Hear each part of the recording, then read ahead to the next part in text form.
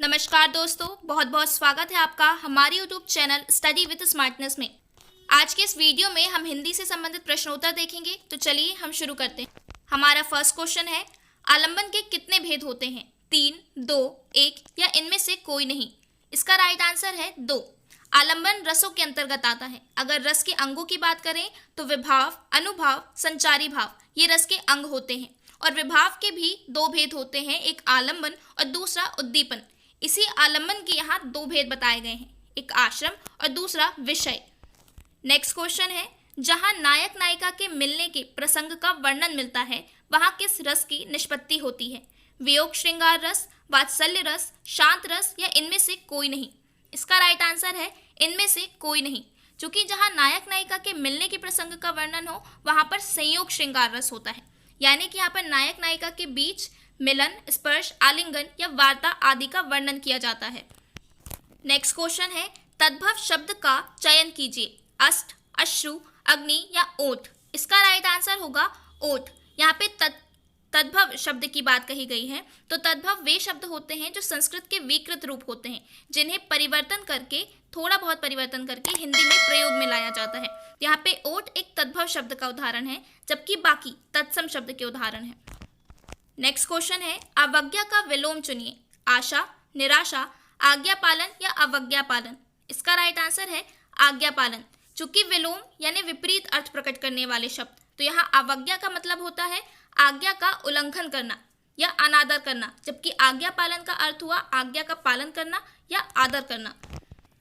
Next question है, इत्येवम का संधि विच्छेद करें, इत्यधन स्वम, इत्यधन वम, इति धन एवं या इति धन इयम।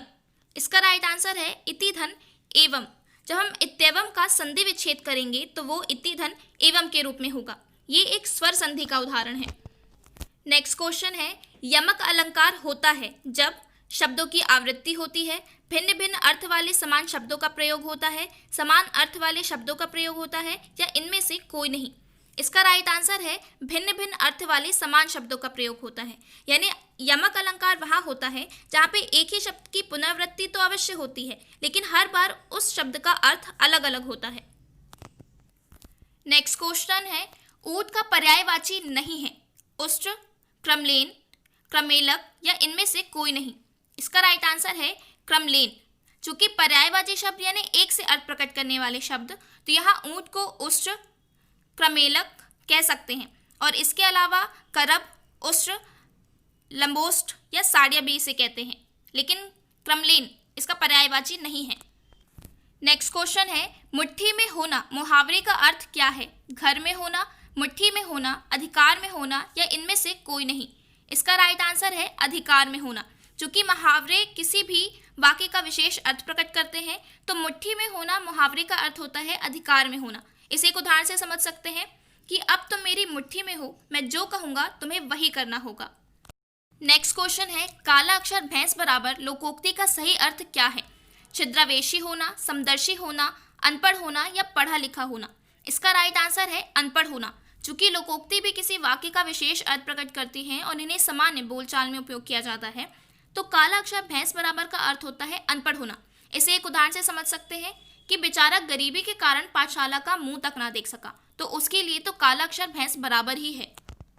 नेक्स्ट क्वेश्चन है, निम्नलिखित तत्सम तद्भव में से कौन सा विकल्प शुद्ध है? लवंग, लोग, लवंग, लोंग, लवंग, लांग या लवंग, लौंग? इसका राइट आंसर है लवंग, लौंग। चूंकि तत्सम यानी कि संस्कृत के वे शब्द जो आज भी ज्यों के त्यों उपयोग में आ रहे हैं, और तद्भव यानी संस्कृत के विकृत रूप जिन्हें परिवर्तन के बाद उपयोग में लाया जाता है। तो यहाँ पर लवंग एक तत्सम शब्द है, जबकि तद्भव शब्द के लिए लौंग एक उदाहरण है। नेक्स्ट क्वेश्चन है, निम्नलिखित में से कौन एक संयुक्त व्यंजन नहीं है? श, श, त्र या ज्ञा? इसका राइट आंसर है शा। चूंकि संयुक्त व्यंजन यानी ऐसे व्यंजन जो 2 या 2 से अधिक व्यंजनों के मिलने से बनते हैं, वे संयुक्त व्यंजन कहलाते हैं। तो यहाँ पे श, त्र और ज्ञा एक संयुक्त व्यंजन का उदाहरण है, जबकि शा इसका उदाहरण नहीं है। नेक्स्ट क्वेश्चन है, शब्दालंकार के भेद हैं, अनुप्रास, यमक, उपमा, उपमा, यमक, श्लेष, अनुप्रास, श्लेष, यमक या श्लेष, यमक, रूपक। इसका राइट आंसर है अनुप्रास, श्लेष, यमक। चूंकि अलंकार के भेदों की बात करें तो शब्दालंकार, अर्थालंकार और उभयालंकार इसके भेद होते हैं, और शब्दालंकार के अंतर्गत अनुप्रास, श्लेष और यमक अलंकार तो आते ही हैं। इसके अलावा पुनरुक्ति, विप्सा और वक्रोक्ति भी इसके भेद हैं। नेक्स्ट क्वेश्चन है, ईद का चांद होना मुहावरे का अर्थ क्या है? खुशहाली के दिन होना, बहुत दिनों बाद दिखाई देना, प्रेम पूर्वक त्योहार मनाना या इनमें से कोई नहीं। इसका राइट आंसर है बहुत दिनों बाद दिखाई देना। चूंकि मुहावरे भी किसी वाक्य का विशेष अर्थ बताते हैं, तो यहाँ ईद का चांद होना यानी बहुत दिनों बाद दिखाई देना। इसका उदाहरण ले सकते हैं कि मोहन की जब से नौकरी लगी है वह तो ईद का चांद ही हो गया है। नेक्स्ट क्वेश्चन है, अप्रत्यक्ष में कितने उपसर्ग हैं? 1, 2, 3 या एक भी नहीं? इसका राइट आंसर है 2। चूंकि उपसर्ग यानी वे शब्दांश जो किसी शब्द के आगे लगकर नए शब्द बनाते हैं वे उपसर्ग होते हैं। तो यहाँ जब हम अप्रत्यक्ष को विभाजित करेंगे तो आ धन प्रति धन अक्ष के रूप में इसका विभाजन होगा। तो यहाँ पर आ और प्रति ये 2 उपसर्ग उपयोग में आते हैं। नेक्स्ट क्वेश्चन है, विशेषण और विशेष्य के योग से कौन सा समास बनता है? द्विगु समास, कर्मधारय समास, अव्ययीभाव समास या द्वंद्व समास? इसका राइट आंसर है कर्मधारय समास।